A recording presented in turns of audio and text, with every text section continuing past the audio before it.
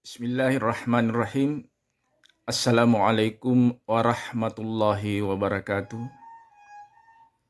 Para pendengar dan pemirsa yang dimuliakan Allah,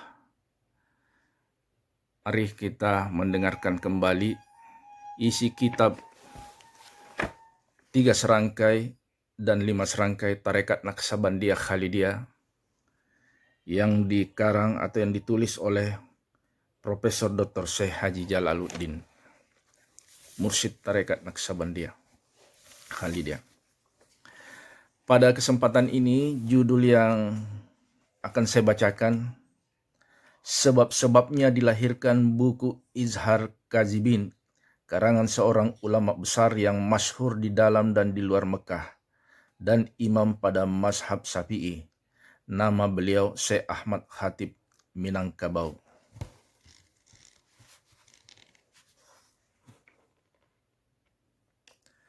Di Sumatera Barat terjadi 2 aliran besar. Satu pihak yang membenarkan tarekat Naqsabandiyah dan satu pihak yang membatalkan tarekat Naqsabandiyah. Di antara yang membatalkan tarekat Naqsabandiyah ada seorang ulama besar namanya Haji Abdullah Ahmad yang bersungguh-sungguh hendak menghapuskan tarekat Naqsabandiyah di muka bumi ini. Maka disusunnya beberapa pertanyaan dalam bahasa Indonesia yang ditanyakannya kepada Syekh Ahmad Khatib di Mekah. Adapun tarekat Naqsabandiyah yang ditanyakannya ialah tarekat Naqsabandiyah yang bukan asli. Tarekat Naqsabandiyah yang salah. Tarekat Naqsabandiyah yang bid'ah dalalah. Pertanyaan dari Haji Abdullah Ahmad dijawab oleh Syekh Ahmad Khatib dalam satu buku yang dinamai buku itu Izhar Kazibin. Selesai dicetak 1324 Hijriah, dicetak di Padang. Penjawaban dari Syekh yang tersebut tidak salah. Kami dari PPTI setiap kongres telah memutuskan akan mendukung tarekat Naqsabandiyah yang benar atau sah dan akan turut membasmi tarekat Naqsabandiyah yang salah. Kami dari PPTI sangat berbesar hati di atas kelahiran buku yang tersebut di atas, sebab telah dapat menolong kami untuk membasmi tarekat Naqsabandiyah yang salah.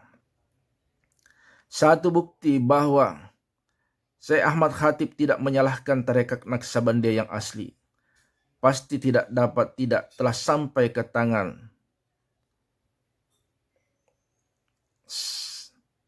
Syekh Ahmad Khatib kitab Saifatus Syafa lil Ahli Wafa, karangan Syekh Sulaiman Zuhdi, silsilah tarekat Naqsabandiyah nomor 30. Satu-satunya syekh tarekat yang terkenal di Jabal Kubis Mekah dan muridnya bertebaran. Syekh Ahmad Khatib dengan Syekh Sulaiman Zuhdi berdekatan rumah dan tempat mengajar Syekh Ahmad Khatib di Masjidil Haram. Tempat Syekh Sulaiman Zuhdi mengajarkan tarekat Naqsabandiyah di Jabal Kubis. Antara tempat mengajar kedua beliau itu hanya 30 menit perjalanan. Hampir keseluruhan murid Syekh Sulaiman Zuhdi turut belajar hukum-hukum syariat Islam kepada Syekh Ahmad Khatib di Masjidil Haram. Beliau yang tersebut di atas, Syekh Ahmad Khatib dan Syekh Sulaiman Zuhdi, hidup damai dan aman makmur.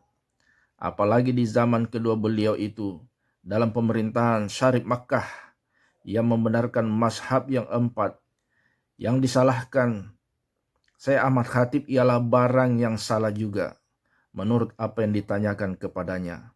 Dan yang dibetulkan Syekh Ahmad Khatib ialah barang yang betul. Yang disalahkan Syekh Ahmad Khatib ialah kesalahan pribadi-pribadi dari murid-murid tarekat Naqsabandiyah yang tidak berilmu mengamalkan tarekat Naqsabandiyah. Padahal orang-orang yang boleh diajarkan tarekat Naqsabandiyah ialah murid-murid yang telah memiliki pengetahuan ilmu tauhid, ilmu fikih, ilmu tasawuf yang fardu ain. Kalau belum mengetahui ketiga ilmu itu, tidak boleh ditalkinkan tarekat Naqsabandiyah kepadanya. Buku Izhar itu bagus sekali dibaca oleh ahli tarekat Naqsabandiyah untuk cermin perbandingan, disebabkan ada tarekat Naqsabandiyah memang yang salah. bid'ah dalalah, dan ada pula tarekat Naqsabandiyah yang asli, yang berdasarkan Quran dan Sunnah. Sering-sering Syekh Ahmad Khatib berkata dalam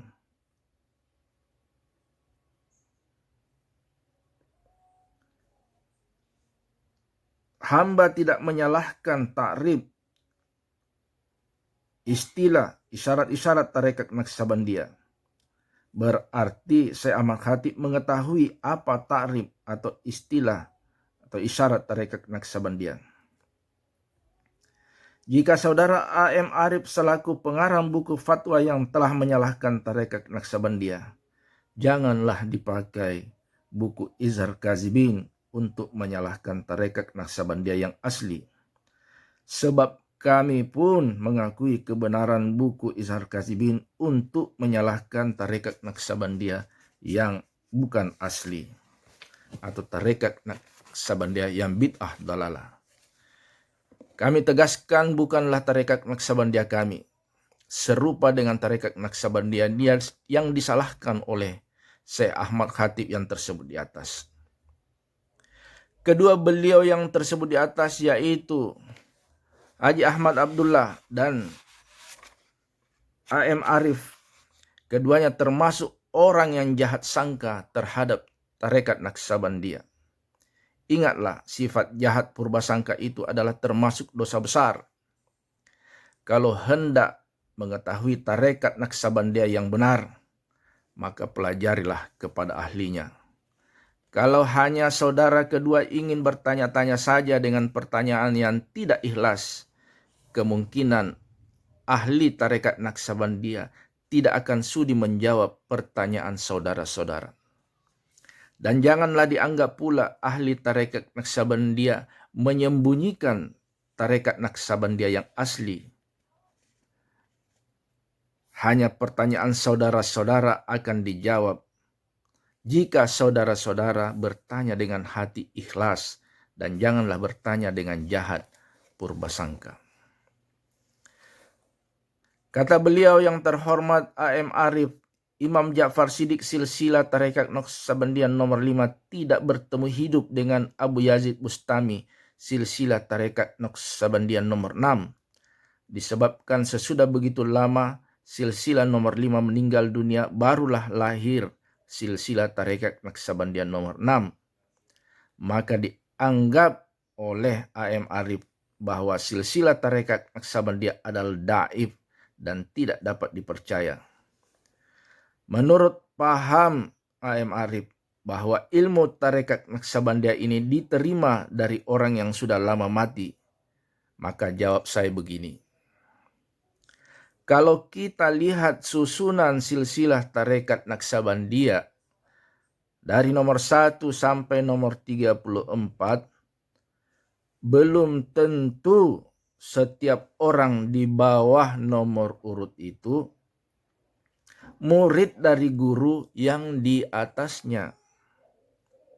Umpamanya, silsilah nomor 1 adalah Nabi Muhammad Sallallahu Alaihi Wasallam.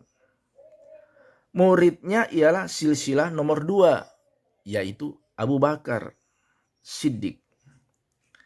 Silsilah nomor 3, Salman Al-Farisi. Bukanlah murid Abu Bakar, malahan murid Nabi sendiri. Sebab silsilah nomor 3 itu adalah sahabat Nabi yang banyak berjasa kepada agama Islam. Kemungkinan silsilah nomor 6 menerima talqin ilmu ma'rifatullah dari silsilah nomor 5. Diterimanya dalam khasab ataupun mimpi. Boleh diamalkan, sah diterima ilmu-ilmu itu, tidak dilarang oleh Allah dan Rasulnya. Bukankah Nabi Muhammad SAW menerima pengajaran dari Nabi yang sudah mati atau wafat, yaitu Nabi Muhammad SAW pernah menerima petunjuk atau pelajaran dari Nabi Musa. dan Nabi Ibrahim. Pengajaran nabi-nabi walaupun ianya sudah wafat, boleh kita benarkan. Sebab Rasulullah, nabi-nabi itu bertasarruf. Demikianlah kesempatan pada kali ini. Insya Allah di lain waktu kita akan lanjut membaca asal-usul Tarekat Qadariyah wan Naqsabandiyah. Wabillahi taufik. Assalamualaikum warahmatullahi wabarakatuh.